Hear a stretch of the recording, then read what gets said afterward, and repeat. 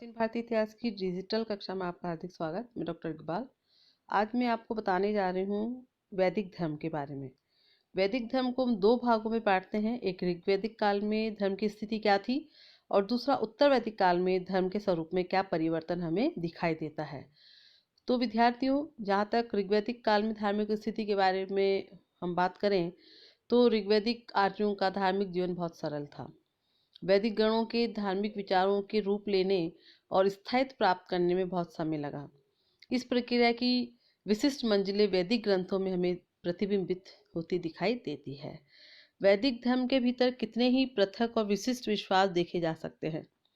वे अनेक देवी देवताओं तथा प्राकृतिक शक्तियों की पूजा करते थे। अपने देवताओं को खुश करने के लिए वे यज्ञ करते थे और बलि भी देते थे।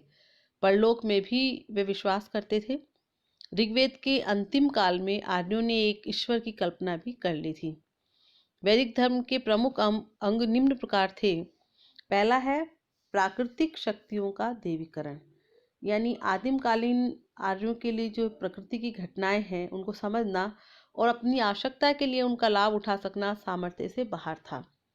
सूर्य और चंद्रमा, प्रकाश और अंधकार, बाढ़ और सूखा, बिजली की चमक और बादलों की गरज, जीवन और मृत्यु, हर चीज उन्हें प्रतिकूल और भयप्रद यानी डरावनी प्रतीत होती थी। समझ में न आने वाली इन सभी प्राकृतिक घटनाओं पर उन्होंने देवत्व आरोपित कर दिया। प्रोफेसर के दामोदरन के अनुसार प्रकृति और समाज के नियमों से अनभिज्ञ आदिकालीन आर्य यथार्थ के प्रति अंधविश्वासों और अवैज्ञानिक तथा काल्पनिक धारणाओं के शिकार बन गए। वही पार्थिव शक्तियां जो उनके जीवन को नियंत्रित करती थी उनके लिए अलौकिक शक्तियां बन गई। इस प्रकार हम देखते हैं कि प्रकृति के समक्ष नतमस्तक होकर आर्यों ने प्रमुख प्राकृतिक शक्तियों में देवताओं की प्रतिष्ठा कर दी, यानी उनमें देवत्व को आरोपित कर दिया। जहाँ कहीं भी उन्हें जीवित शक्ति का आभास भी मिला वहीं उन्होंने एक देवता की सृष्टि कर दी। अतः अपनी आरंभिक अवस्था में देवगण प्राकृतिक शक्तियों के प्रतीक मात्र थे।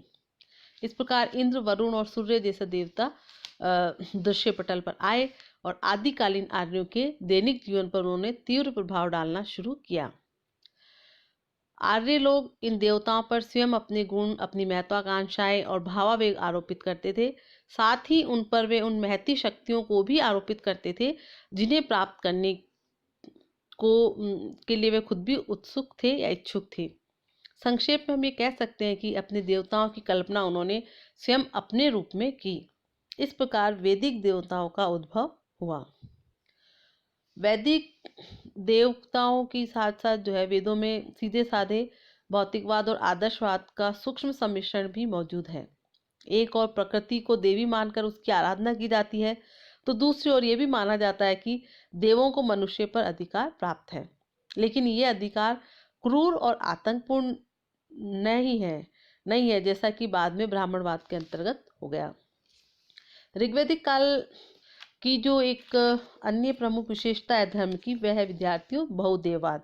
यानी जो वैदिक ऋग्वैदिक आर्य हैं बहुत सारे देवताओं की पूजा करते थे, वे बहुदेववादी थे। उन्होंने बहुत से देवी देवताओं की कल्पना की। देवताओं को उन्होंने उनकी प्रकृति की स्थिति के अनुसार जहाँ वो रहते हैं उन स्थलों के अनुसार 3 भागों में विभाजित कर रखा था। पहला है खगोलीय देवता, यानी अंतरिक्षवासी देवता। इस श्रेणी में इंद्र, मरुत, वात, पर्जन्य, वायु, रुद्र आदि देवता आते हैं जिनमें सभी मानवीय गुण मौजूद थे। दूसरी श्रेणी में आते हैं आकाशीय देवता जिनमें धोष, वरुण, मित्र, सूर्य, सविता, अश्विनी, अदिति, पुषण आदि शामिल थे। तीसरा वर्ग था भौमिक या पृथ्वीवासी देवताओं का। इनमें अग्नि, सोम, पृथ्वी, सरस्वती, बृहस्पति आदि शामिल थे, यानी जो पृथ्वी पर, धरती पर रहने वाली प्राकृतिक शक्तियां थी उनको पृथ्वीवासी देवता माना गया। ऋग्वेद में लगभग 33 देवता माने गए हैं, लेकिन वे सब एक श्रेणी के नहीं हैं। कोई अधिक महत्व और प्रभाव रखता है और कोई कम। ऋग्वेद में सबसे बड़े देवता 3 दिखाई देते हैं। उसमें सर्व प्रमुख है इंद्र, जिसके लिए 250 मंत्र हैं। यानी ऋग्वेद में 250 मंत्र हैं जिनमें इंद्र का नाम आया है। विद्यार्थियों, इंद्र को एक ऐसा देवता माना जाता था जो शत्रुओं को हराने और उनका नाश करने में मनुष्यों की मदद करता था। वह पराक्रम, शक्ति और वीरता के प्रतिनिधि थे। उनका वर्णन शत्रुओं का नाश करने वाले, पर्वतों को तोड़ने वाले और दस्युओं का विनाश करने वाले के रूप में किया गया है।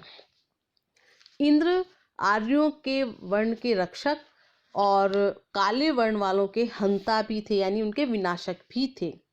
युद्ध शुरू होने से पहले और युद्ध के दौरान इंद्र की ही प्रार्थना की जाती थी। इंद्र की इन शक्तियों के साथ प्राय उनका आशीर्वाद प्राप्त करने के लिए भी प्रार्थना की जाती थी। दूसरे नंबर का जो देवता ऋग्वैदिक काल में था विद्यार्थी, उसका नाम था अग्नि। अग्नि यानी आग। ये भी आर्यों के एक महत्वपूर्ण देवता थे। अग्नि को मनुष्य और देवताओं का मध्यस्थ माना जाता था। वे यज्ञ में अर्पित सामग्री को स्वीकार करके देवताओं को पहुंचाते थे। यानी जब यज्ञ कुंड में आहुतियां दी जाती थी तो अग्नि में डाली जाती थी और ये माना जाता था अग्नि जो है धुआं बनकर जब ऊपर की ओर जा रही है तो वो आहुतियां कहाँ जा रही हैं? देवताओं के पास। तो इस प्रकार मनुष्य और देवताओं के बीच का मध्यस्थ कौन था? अग्नि। और उसको ऋग्वेद में लगभग उसके लिए 200 मंत्र है। और तीसरा जो प्रमुख देवता था वह था सोम। ऋग्वेद में इसके लिए 100 मंत्र हैं। सोम को वनस्पतियों का अधिपति माना गया है और एक मादक रस का नाम भी उसी के नाम पर पड़ा है। ये तीन तो विद्यार्थियों प्रमुख देवता हुए जिसमें इंद्र, अग्नि और सोम है, एक के बाद एक क्रमिक रूप से। इसके बाद अन्य महत्वपूर्ण देवताओं में शामिल है वरुण। इनको जय या समुद्र का देवता माना गया है। उसे ऋत अर्थात प्राकृतिक संतुलन का रक्षक भी कहा गया है। ये माना जाता था कि जगत में जो भी घटना होती है वह उसी की इच्छा का परिणाम है। यह इसके बाद आता है मरुत। ये आंधी के देवता हैं। ये दैत्यों को तितर बितर करने में इंद्र का सहायक था।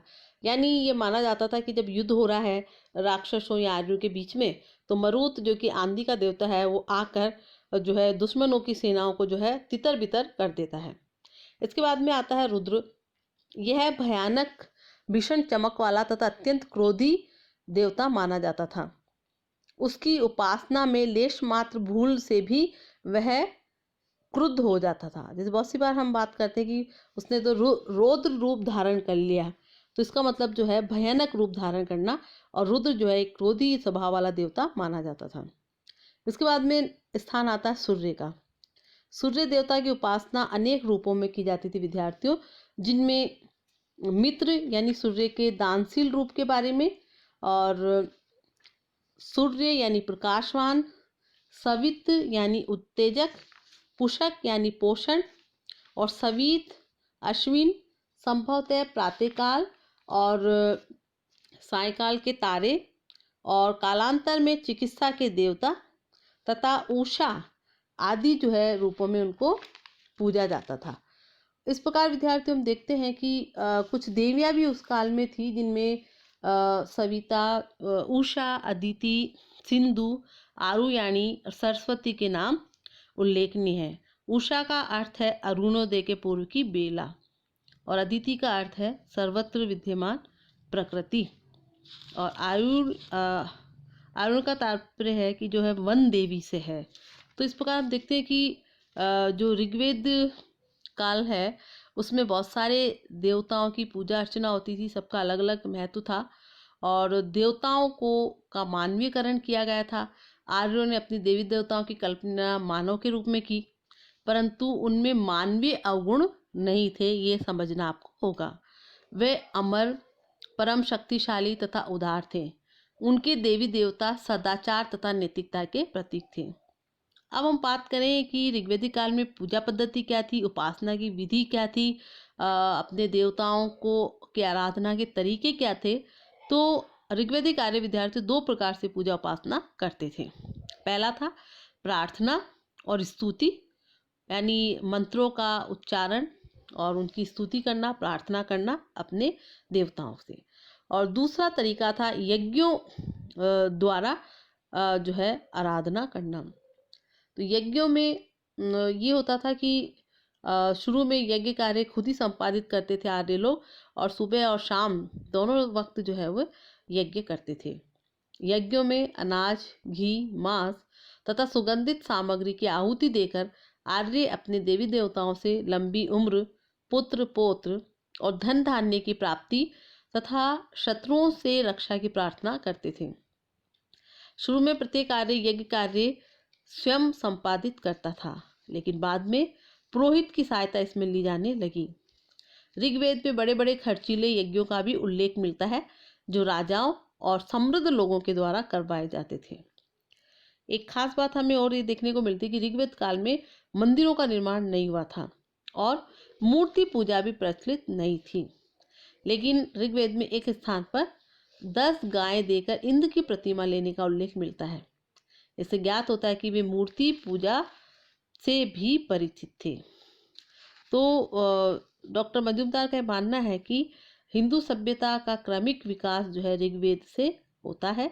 और विद्यार्थियों, जो ऋग्वैदिक आर्य थे, जैसा कि मैंने कहा कि बहुदेववादी थे और साथ ही उन्होंने प्राकृतिक शक्तियों की पूजा उपासना की, और चूंकि वो प्राकृतिक घटनाओं को उस समय समझने में असमर्थ थे, इसलिए उन्होंने जिन भी प्राकृतिक शक्तियों से वो भयभीत हुए, तो उसको जो है उन्होंने देवत्व उनमें आरोपित कर दिया और उनको देवता मानकर या देवी मानकर उनकी पूजा अर्चना करने लगे, ताकि ये प्राकृतिक शक्तियाँ उनको नुकसान नहीं पहुंचाए।